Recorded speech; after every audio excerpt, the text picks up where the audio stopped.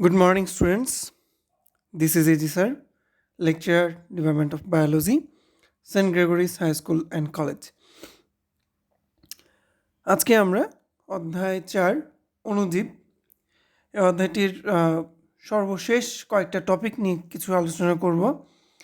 তার মধ্যে রয়েছে ম্যালেরিয়া পরজীবী, প্লাজমোডিয়াম এর জীবনচক্র, মানবদেহে অযৌন জনন বা সাইজোগনি। এখানে মানবদেহে প্লাজমোডিয়াম যে জীবাণুটি আছে তার অযৌন জননের কথা বোঝানো হয়েছে এবং সেই অযৌন জননের অন্তর্গত হেপাটিক সাইজোগনি এবং সর্বশেষ এরিথ্রোসাইটিক সাইজোগনি নিয়ে আমরা আজকে পড়াশোনা করব। তো চলো আজকে আমরা দেরি না করে আমরা আমাদের ক্লাসটা শুরু করি।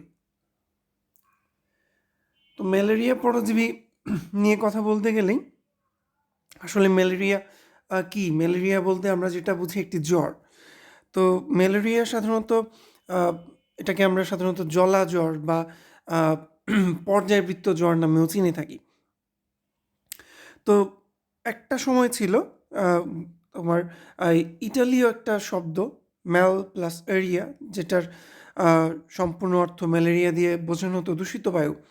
সবাই আগে ধারণা করতো যে এক প্রকার দূষিত বায়ুর প্রভাবে ম্যালেরিয়া নামক জ্বরটি হয়ে থাকে, কিন্তু পরবর্তীতে আস্তে আস্তে এটার রহস্য উন্মোচিত হয় যে ম্যালেরিয়া জ্বরটি কীভাবে মানুষের দেহে পৌঁছায়। তো আমরা সেই বিষয়গুলো নিয়ে আজকে একটু একটু করে আলোচনা করব। সামনের দিকে যত যাব তত আমরা এই বিষয়গুলো নিয়ে শিখব। তো সর্বপ্রথম ম্যালেরিয়া শব্দটি ব্যবহার করেন টর্টি। এখানে একটু ভুল আছে, শব্দটি কে ব্যবহার করেন তার নামটি বোধহয় আমি টাইপ করতে গিয়ে আসেনি। তোমরা একটু কষ্ট করে যখন খাতায় লিখবা বা পড়বা তখন ম্যালেরিয়া শব্দটি সর্বপ্রথম ব্যবহার করেন মিস্টার টর্টি, একটু বা বিজ্ঞানী টর্টি। তো এটা একটু লিখে নিবা।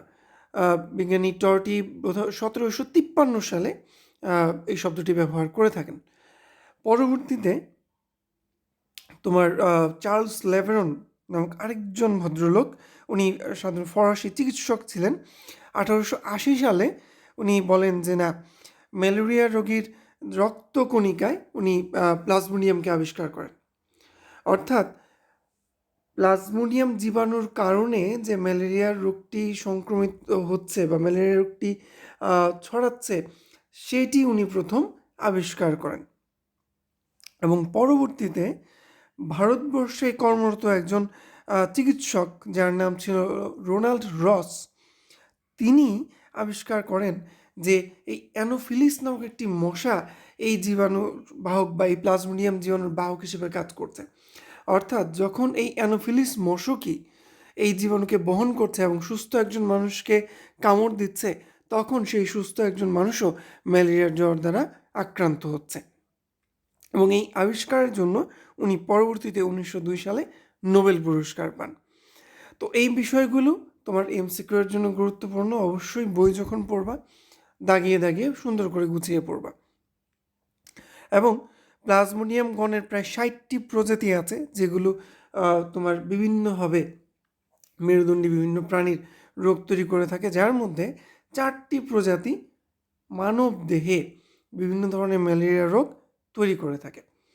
তো তোমরা স্ক্রিনে দেখতেই পাচ্ছ প্লাজমোডিয়াম ভাইভেক্স এবং প্লাজমোডিয়াম ওভেলি, এই যে দুইটি পরজীবী আছে, এদের দ্বারা যখন কোনো মানুষ আক্রান্ত হয় তখন সাধারণত সেখানে 48 ঘন্টা পর পর জ্বর আসে। খেয়াল করে দেখো, আমি একটু আগে বলেছি যে ম্যালেরিয়া জ্বরকে পর্যাবৃত্ত জ্বর বলা হয়, কারণ ম্যালেরিয়া জ্বর ক্ষেত্রে দেখা যায় একটি নির্দিষ্ট সময় পর পর অন্তর অন্তর জ্বরটা দেহে আসে, খুব খিঁচুনি দিয়ে প্রচণ্ড জ্বর আসে, 104-5 ডিগ্রি জ্বর আসে এবং একটা সময় পর সেই জ্বর আবার কমেও যায়। কিন্তু এই জ্বরটি আবার সেই নির্দিষ্ট সময় পর পর ফিরে আসে, এই জন্য এই জ্বরটিকে বলা হয় পর্যাবৃত্ত জ্বর। অন্যদিকে প্লাজমোডিয়াম ম্যালেরিয়ার ক্ষেত্রে দেখা যাচ্ছে প্রায় 72 ঘন্টা পর পর জ্বর আসতেছে, বা তুমি বলতে পারো এখানে 3 দিন পর পর জ্বর আসে। এবং দেখা যায় প্লাজমোডিয়াম ফ্যালসিফেরাম, যেটিকে আমরা বলি সবচেয়ে মারাত্মক জীবাণু পরজীবী, এই প্লাজমোডিয়াম ফ্যালসিফেরামের ক্ষেত্রে দেখা যায় 36 থেকে 48 ঘন্টা পর পর জ্বর আসে। তো ম্যালেরিয়া রোগের লক্ষণগুলোর ক্ষেত্রে সাধারণত দেখা যায় প্রায় 105-6 ডিগ্রি জ্বর চলে আসে, প্রচণ্ড জ্বর হয় এবং বেশ কিছুক্ষণ পর প্রায় ঘন্টা 2-3 ঘন্টা 4 ঘন্টা পর্যন্ত জ্বরটা স্টে করে এবং তারপরে ঘাম দিয়ে জ্বর চলে যায়। এবং যখন জ্বর আসে তখন একদম মাংসপেশি খিঁচুনি দিয়ে ওঠে, খুব মারাত্মক রকম শরীর ব্যথা করে, প্রচণ্ড শীত অনুভূতি হয়। এই ধরনের কিছু লক্ষণ এখানে দেখা যায়। আমরা আস্তে আস্তে ম্যালেরিয়া পরজীবীর দ্বারা আক্রান্ত মানবদেহে কী কী ধরনের লক্ষণ দেখা যায় সেগুলো নিয়ে আলোচনা করব। আমাদের পরবর্তী টপিক হচ্ছে প্লাজমোডিয়ামের জীবনচক্র। তো সর্বপ্রথম প্রশ্নটি যেটি আসবে, জীবনচক্র বলতে কী বুঝি আমরা? একটি অণুজীব বা একটি জীব তার মতো আরেকটি জীব তৈরি করতে গেলে যেই ধাপগুলো সে অতিক্রম করে, যে ধাপগুলো সে পার হয়ে সে তার মতো আরেকটি জীবের সৃষ্টি করতে পারে, সেই সমস্ত ধাপের যে সমষ্টি বা সেই সমস্ত ধাপগুলোকে একত্রিত করলে যা হবে সেটাকে আমরা বলি জীবনচক্র। প্লাজমোডিয়ামের ক্ষেত্রে সাধারণত তার জীবনচক্রকে সম্পাদন করার জন্য 2টি পোষকের প্রয়োজন হয় এবং এক্ষেত্রে পোষক 2টি হচ্ছে মানুষ এবং অ্যানোফিলিস মশকি। এখানে মশকি কথাটি বলার উল্লেখযোগ্য ব্যাপার এটাই যে এখানে কোনো পুরুষ মশা কিন্তু এই রোগের জীবাণুকে বহন করছে না, বা কোনো পুরুষ মশা কিন্তু মানুষকে কামড় দেয় না। ঠিক আছে? তো পুরুষ মশা কেন কামড় দেয় না, স্ত্রী মশা কেন কামড় দেয়, এটাও একটা ইম্পর্ট্যান্ট জিনিস, সেটা হয়তো পরের ক্লাসে আমরা আলোচনা করব। তো খেয়াল করো, যেহেতু মানুষ এবং মশকি উভয়ই এই জীবাণুর জীবনচক্রের জন্য প্রয়োজন, তাহলে এই উভয়ের দেহেই কিন্তু সে তার জনন কার্যটা সম্পাদন করে থাকে। এবং এক্ষেত্রে দেখা যায় মানব দেহে সে সাধারণত তার অযৌন জনন সম্পাদন করে। অযৌন জননের আরেকটি নাম হচ্ছে সাইজোগমি। এবং মশকির দেহে সে সাধারণত যৌন জনন সম্পাদন করে থাকে। তো অযৌন জনন যেহেতু মানব দেহে সম্পাদিত হচ্ছে এবং যৌন জনন যেহেতু মশকির দেহে সম্পাদিত হচ্ছে, আমরা জানি বা আমরা বলি যে যেই দেহে যৌন জনন সম্পাদিত হয় সেই দেহটি হচ্ছে মুখ্য পোষক বা প্রাইমারি হোস্ট। এখানে তাহলে মশকির দেহ হচ্ছে মুখ্য পোষক বা প্রাইমারি হোস্ট, এবং যেহেতু মানব দেহে অযৌন জনন সম্পাদিত হচ্ছে তাই মানব দেহ হচ্ছে সেকেন্ডারি হোস্ট বা তোমার বলা যায় গৌণ পোষক। তবে ক্ষয়ক্ষতি যা হওয়ার কিন্তু মানব দেহেই হয়। মানুষই আক্রান্ত হচ্ছে, মানুষের দেহেই আক্রান্ত হচ্ছে, মানুষ মারা যাচ্ছে। অর্থনৈতিক যে ক্ষয়ক্ষতি, হ্যাঁ, ওষুধ কিনতে হচ্ছে, চিকিৎসার তোমার ভরণ পোষণ করতে হচ্ছে। তো এই অর্থনৈতিক ক্ষতির দিক চিন্তা করলে দেখা যায় যেহেতু মানুষ বেশি ক্ষতিগ্রস্ত হচ্ছে, তাই সেই দিক থেকে আবার মানুষকে মুখ্য পোষক বলা যায় এবং মশকির দেহকে গৌণ পোষক বলা যায়। মানব দেহের সাধারণত 2টি বিশেষ অংশে এই প্লাজমোডিয়াম জীবাণু তার জীবনচক্র সম্পাদন করে। একটি হচ্ছে যকৃতের কোষে, হ্যাপাটোসাইট কোষে, যেই জননকে আমরা বলি হ্যাপাটিক সাইজোগনি। আমি আগেও বলেছি সাইজোগনি শব্দের অর্থ অযৌন জনন। এবং আমাদের রক্তের যে আরবিসি বা লোহিত রক্তকণিকা, রেড ব্লাড কর্পাসলস, সেইখানে যে জনন সম্পাদন হয় অযৌন জনন, সেটিকে আমরা বলি এরিথ্রোসাইটিক সাইজোগনি।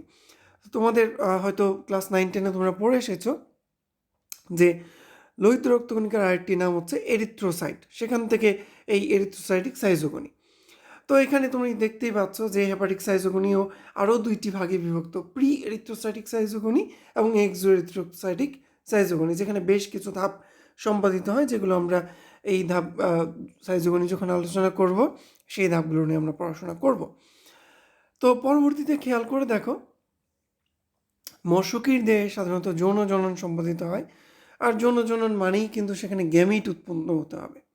ঠিক আছে? পুংগ্যামিট মানে শুক্রাণু, স্ত্রীগ্যামিট বা ডিম্বাণু, এবং এটা উৎপন্ন হয় কোথায়? গ্যামিটোগনি পর্যায়ে, ক্রপের ভেতরে। স্যার ক্রপ কি? একটা প্রশ্ন তোমার মাথায় আসবে। ক্রপ হচ্ছে আর্থ্রোপড পর্বভুক্ত যে প্রাণীগুলো আছে, আর্থ্রোপডা পর্বভুক্ত যে প্রাণীগুলো আছে, আর্থ্রোপড যারা, তাদের যে পাকস্থলী সেটাকে আমরা বলি ক্রপ। তো ক্রপের ভেতরে এই গ্যামিটোগনি বা গ্যামিট তৈরির যে ধাপগুলো, পুংগ্যামিট এবং স্ত্রীগ্যামিট তৈরির যে ধাপগুলো, সেটি এখানে সম্পাদিত হয় এবং পরবর্তীতে ক্রপের প্রাচীরের বাইরে, ক্রপের বহিঃপ্রাচীরে, সেখানে স্পোরোগনি অর্থাৎ পুংগেমিট এবং স্ট্রিগোমিটের মিলনে যে নতুন জাইগোট তৈরি হয়, সেটির যে বিভাজন, সেখান থেকে যে নতুন প্লাজমোডিয়ামের জীবাণু সৃষ্টি, স্পোরোগনি, সেটি সম্পাদিত হয়ে থাকে। তো চলো আমরা মানবদেহে যে তার অযৌন জনন বা হ্যাপাটিক সাইজোগনি এবং এরিথ্রোসাইটিক সাইজোগনি সেগুলো নিয়ে জানবো। তো প্রথমেই আমরা হ্যাপাটিক সাইজোগনি নিয়ে আলোচনা করব। তো সাইজোগনি আমি আবারও বলছি, সাইজোগনি অর্থাৎ মানবদেহে ম্যালেরিয়া পরজীবীর যে অযৌন জনন, সেটাকে আমরা বলি সাইজোগনি। তো হেপাটিক সাইজোগনি কারণ হচ্ছে যকৃত কোষকে আমরা বলি হ্যাপাটোসাইট কোষ, তাই এটার যে জনন এটাকে আমরা বলবো হ্যাপাটিক সাইজোগনি। এখানে প্রথমে একটি এই প্লাজমোডিয়াম জীবাণু ধারণকারী কোনো মশা, অ্যানোফিলিস মশা, যখন কোনো সুস্থ ব্যক্তিকে কামড় দেবে, তখন ওই মশকির লালা গ্রন্থিতে থাকা স্পোরোজয়েট জীবাণু বা প্লাজমোডিয়ামের একটি অংশ, প্লাজমোডিয়ামের একটি দশা বলতে পারো, সেই দশাটি, অবস্থাটি, যেটিকে আমরা স্পোরোজয়েট বলছি, সেটি মানবদেহে প্রবেশ করে সে রক্তের মাধ্যমে সেটি চলে যায় কোথায়? আমাদের যকৃতে বা লিভারে। ঠিক আছে? তো এই যকৃত বা লিভারে যে সে প্রথমেই কি করবে? সে এই যকৃত বা লিভারে যখন চলে যাচ্ছে, যকৃতের কোষে চলে যাচ্ছে, ঠিক আছে, মশকি লালা গ্রন্থি থেকে সে রক্ত হয়ে আমাদের যকৃতের কোষে চলে যাচ্ছে, গিয়ে সে সাধারণত ওই যকৃতের থেকে কিছু খাদ্য সঞ্চয় করে, খাদ্য সংগ্রহ করে। ঠিক আছে? খাদ্য সংগ্রহ করে সে নিজে আর একটু পরিপুষ্ট হয়, আর একটু অ্যাক্টিভ হয়, আরও মনে করো আরও সঞ্চালনক্ষম হয়। ঠিক আছে? তো এই সঞ্চালনক্ষম হতে মোটামুটি তোমার দেখা যায় একটা মশা কামড় দেওয়ার প্রায় 30 থেকে 45 মিনিটের মধ্যেই সে, ঠিক আছে, এই কাজটা শুরু করে দেয়। যকৃতের কোষকে আক্রমণ করে সে তোমার এই যে দশাটা, এই দশাটা শুরু করে দেয়। এই দশাটাকে আমরা বলি স্পোরোজয়েট দশা। ওকে? তো স্পোরোজয়েট দশার ঠিক পরেই দেখা যায় সে কিন্তু আগে থেকেই খাদ্য গ্রহণ করা শুরু করেছিল। স্পোরোজয়েট দশা, খাদ্য গ্রহণ করে সে কী হবে? আরও বড় হবে, আরও মোটা তাজা হবে। ঠিক আছে? এই অবস্থাটাকে আমরা বলবো ক্রিপ্টোজয়েট। এই অবস্থাটাকে আমরা কি বলবো স্যার? ক্রিপ্টোজয়েট। তবে কখনো কখনো এই ক্রিপ্টোজয়েট দেখা যায় অনেক কয়েকদিনের জন্য সুপ্ত অবস্থায় চলে যায়, যে অবস্থায় সে আর কোনো কাজ করবে না, সে কোনো রোগ লক্ষণ প্রকাশ করবে না, সে শুধু ওই যকৃত কোষের ভেতর রেস্ট নেবে। ওই অবস্থাটাকে আমরা বলি হিপনোজয়েট। ওকে? তো এটা সাধারণত হয় না, সাধারণত ক্রিপ্টোজয়েট দশাটা আরও সামনে অগ্রসর হয়। তো ক্রিপ্টোজয়েট দশার পরপরই তুমি চিত্র দেখলেই বুঝতে পারবা যে ক্রিপ্টোজয়েট দশার পরপরই এর ভিতরে থাকা নিউক্লিয়াসটি, ক্রিপ্টোজয়েটের ভিতরে থাকা নিউক্লিয়াসটি অসংখ্যবার বিভাজিত হয় প্রায় 1000 থেকে 1200 নিউক্লিয়াস তৈরি করে। এতগুলো নিউক্লিয়াসকে আমরা একসাথে কি বলবো? বহু নিউক্লিয়াসযুক্ত এই দশাকে আমরা বলি সাইজন্ট। ওকে? বহু নিউক্লিয়াসযুক্ত এই দশাকে আমরা বলি সাইজন্ট। সাইজন্ট দশার ঠিক পরপরই দেখা যায় নিউক্লিয়াসগুলো তার পরের দশায় এসে চারপাশ থেকে কিছুটা সাইটোপ্লাজম গ্রহণ করে এক একটা কোষের মতো অংশে পরিণত হয়, একটি গোলাকার কোষে পরিণত হয়, যাদের আমরা বলি ক্রিপ্টোমেরোজয়েট। এই ক্রিপ্টোমেরোজয়েটগুলো যকৃতের কোষকে ভেদ করে বাইরে বের হয়ে আসবে, বের হয়ে এসে আবার নতুন করে নতুন যকৃতের কোষগুলোকে আক্রমণ করবে। ঠিক আছে? তো এই যে আমরা ক্রিপ্টোমেরোজয়েটটা তোমার যকৃতের কোষকে ভেঙে বের হয়ে আসলো, এখানেই প্রি এরিথ্রোসাইটিক সাইজোগনি তোমার দশা শেষ। ঠিক আছে? প্রি এরিথ্রোসাইটিক সাইজোগনি দশা এখানেই শেষ। এরপরে শুরু হবে এক্সো এরিথ্রোসাইটিক সাইজোগনি। ঠিক আছে?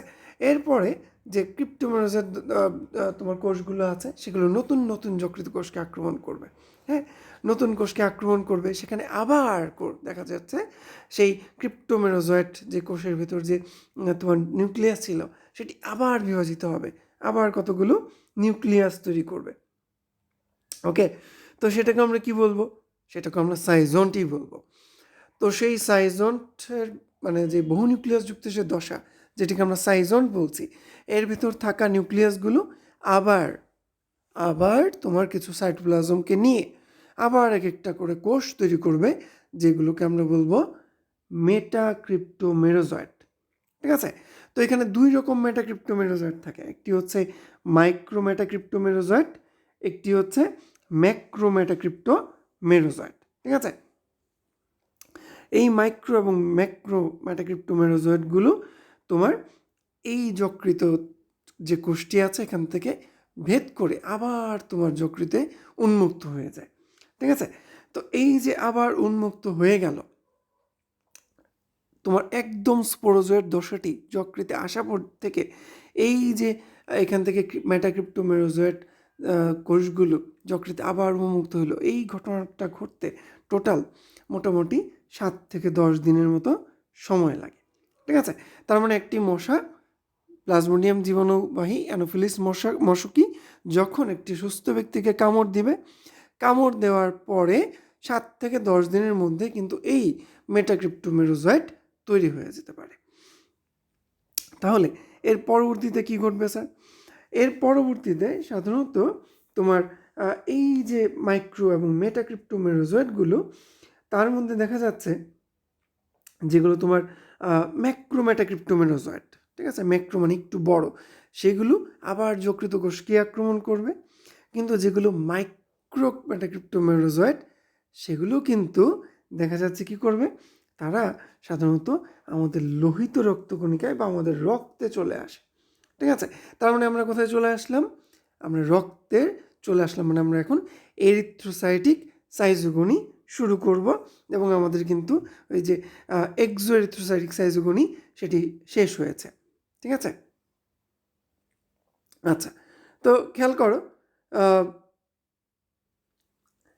এরপর যেটা বলছিলাম, যেহেতু এক্সো এরিথ্রোসাইটিক সাইজোগনি শেষ, আমরা এরিথ্রোসাইটিক সাইজোগনিতে চলে আসছি। এই মাইক্রোমেটাক্রিপ্টোমেরোজয়েটগুলো লোহিত রক্তকণিকায় চলে আসছে। এরা লোহিত রক্তকণিকার কোষগুলোতে তোমার আক্রমণ করবে, প্রবেশ করবে এবং নতুন একটি দশা তৈরি করবে, যেটিকে আমরা বলি ট্রফোজয়েট দশা। ঠিক আছে? এই যে ট্রফোজয়েট দশা, এই দশাটি কিন্তু অত্যন্ত ক্ষণস্থায়ী একটি দশা। ঠিক আছে? এই দশায় সাধারণত মাইক্রোমেটাক্রিপ্টোমেরোজয়েট জীবাণুটি তোমার লোহিত রক্তকণিকায় প্রবেশ করে এবং সেখান থেকে খাদ্য গ্রহণ করে নিজে স্ফীত হয়, মোটা হয়। ঠিক আছে? নিজে স্ফীত হয় এবং নিজে মোটা হয়। আমি দুঃখিত, আগের স্ক্রিনে চলে গিয়েছিল। তো খেয়াল করে দেখো, ট্রফোজয়েট দশায় কিন্তু লোহিত রক্তকণিকাতে কিন্তু কোনো নিউক্লিয়াস থাকে না।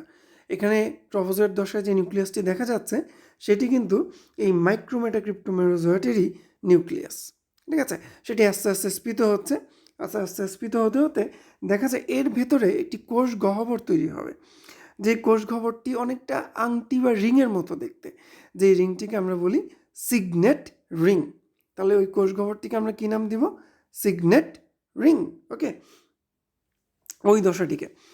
তারপরে দেখা যাচ্ছে তোমার পুরো যে কোষটি, যে জীবাণুর কোষটি, সেটি অ্যামিবার মতো আকৃতি ধারণ করছে। অ্যামিবার কিন্তু কোনো নির্দিষ্ট আকৃতি বা শেপ নেই। অ্যামিবার কোনো নির্দিষ্ট আকৃতি নেই, সে যে কোনো আকার ধারণ করতে পারে। ওকে, তো এই যে অ্যামিবার মতো আকৃতি ধারণ করেছে, এটাকে আমরা বলি, এই দশাটাকে আমরা বলি অ্যামিবয়েড ট্রফোজয়েট। এবং এই দশাটা একটা ইম্পর্টেন্ট দশা। কেন? কারণ এখানে এমন কিছু ডট বা দানা দেখা যায়, যাদের আমরা বলি সাফনার্স ডট বা সাফনার্স কণা বা দানা, যাদের দ্বারা পরীক্ষাগারে প্রমাণ করা সম্ভব যে কোনো ব্যক্তির রক্তে যদি এই সাফনার্স দানা পাওয়া যায়, তাহলে বুঝতে হবে সে ম্যালেরিয়া জীবাণু দ্বারা আক্রান্ত বা তার ম্যালেরিয়া জ্বর হয়েছে। তাহলে সাফনার্স ডট কিন্তু আমাদেরকে সাহায্য করছে এটা বুঝতে যে একজন ব্যক্তি কখন আসলেই ম্যালেরিয়া রোগে আক্রান্ত হয়েছে কি না। এর পরবর্তীতে দেখো, খেয়াল করে, ওই যে অ্যামিবয়েড ট্রফোজয়েটের ভেতরে যে নিউক্লিয়াসটি ছিল সেটি আবার বিভক্ত হবে, বিভক্ত হয়ে আবার প্রায় 12 থেকে 24টি নিউক্লিয়াস তৈরি করবে, যেই নিউক্লিয়াসগুলোকে আমরা বলবো কি সাইজন্ট। ঠিক আছে? এবং তখন মাঝখানে একটা কিছু দানা দানা পদার্থ দেখা যায়, যাদের আমরা বলি হিমোজয়েন। হিমোজয়েনটা হচ্ছে আসলে লোহিত রক্তকণিকার যে হিমোগ্লোবিন অংশ আছে সেই হিমোগ্লোবিন অংশ থেকে এই জীবাণু খাদ্য গ্রহণ করে এখানে তোমার ওই হিম বা আয়রন গঠিত যে যৌগটি আছে তার সাথে কিছু তোমার বর্জ্য পদার্থ মিশ্রিত করে এখানে জমা করে, যার নাম হচ্ছে হিমোজয়েন। পরবর্তীতে দেখা যায় এখানে সাইজোনটে যে বেশ 12 থেকে 24টা নিউক্লিয়াস আছে, প্রত্যেকটা নিউক্লিয়াস তোমার সাইটোপ্লাজম থেকে অল্প সংখ্যক কিছু সাইটোপ্লাজম ধারণ করে একটা আলাদা কোষের মতো স্ট্রাকচার তৈরি করা শুরু করে, যেটাকে দেখতে অনেকটা কিসের মতো লাগে বলো তো? অনেকটা রোজের মতো লাগে, যে কারণে এটাকে আমরা বলি রোজেট দশা। ঠিক আছে?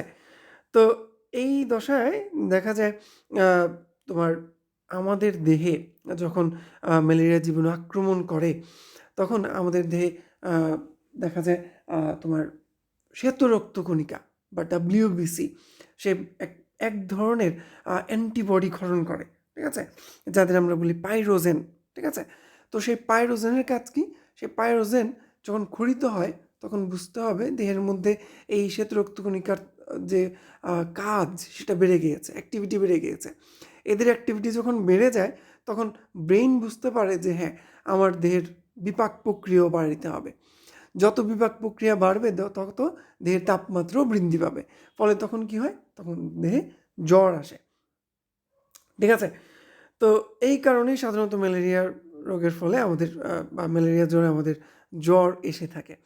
এই রোজের দশার পরপরই দেখতে পাবা যে তোমার মেরোজয়েডগুলো, যে রোজের দশার ভিতরে যে মেরোজয়েডগুলো আছে, প্রত্যেকটা নিউক্লিয়াসের একটা তোমার সাইটোপ্লাজম নিয়ে আলাদা হয়ে আছে, এগুলোকে আমরা বলি মেরোজয়েড। এই মেরোজয়েডগুলো আলাদা হয়ে গিয়ে রক্তে উন্মুক্ত হচ্ছে। ঠিক আছে? এবং কিছু কিছু মেরোজয়েড তোমার লোহিত রক্তকণিকাকে আবার আক্রমণ করবে, আবার কিছু কিছু মেরোজয়েড লোহিত রক্তকণিকাতে আবার আক্রমণ না করে এরা গ্যামিটোসাইটে পরিণত হবে। তো মনে রাখতে হবে এই গ্যামিটোসাইট দুই রকম হয়, একটা হচ্ছে মাইক্রোগ্যামিটোসাইট, একটা হচ্ছে ম্যাক্রোগ্যামিটোসাইট। ম্যাক্রো অর্থাৎ বড়, এই বড়টি হচ্ছে সাধারণত স্ত্রী গ্যামিটোসাইট, এবং মাইক্রো অর্থাৎ ছোট, এটি হচ্ছে পুংগ্যামিটোসাইট। গ্যামিটোসাইট এটা কিন্তু কোনোভাবেই গ্যামিট নয়। ঠিক আছে? এটি কোনো শুক্রাণু বা ডিম্বাণু নয়। গ্যামিটোসাইট এটি হচ্ছে এখান থেকেই পরবর্তীতে শুক্রাণু বা ডিম্বাণু তৈরি হবে। তো এই গ্যামেটোসাইটগুলো রক্তে 7 থেকে 10 দিন ঘুরে ঘুরে বেড়ায়। এর মধ্যে যদি কোনো সুস্থ অ্যানোফিলিস মশকি ওই ব্যক্তিকে কামড় দেয়, তার রক্ত যদি ওই মশকির ক্রপে চলে যায়, তখন ওই মশকির ক্রপে তোমার সাধারণত যৌন জনন সম্পাদিত হয়। ঠিক আছে? তো এই হচ্ছে আমাদের এরিথ্রোসাইটিক সাইজোগনি। তো আশা করি তোমরা খুব ক্লিয়ারলি বুঝতে পারার কথা। তবুও যদি কোনো প্রশ্ন থাকে, সবসময়ই বলি তোমাদেরকে, সবসময় হয়তো রিপ্লাই করতে পারি না সময় মতো, তবে চেষ্টা করি বা করব। যদি কোনো কিছু তোমাদের কাছে মনে হয় যে তুমি ক্লিয়ারলি বুঝতে পারোনি, আমাকে বলতে পারো। তো বয়েজ, আজকের ক্লাস এতটুকুই ছিল। সবাইকে ধন্যবাদ। এমনিতেই প্রায় অনেক লম্বা একটা ক্লাস হয়ে গিয়েছে। এত ধৈর্য ধরে ক্লাসটি করেছো, সেই জন্য তোমাকে ধন্যবাদ। ভালো থাকো, সুস্থ থাকো।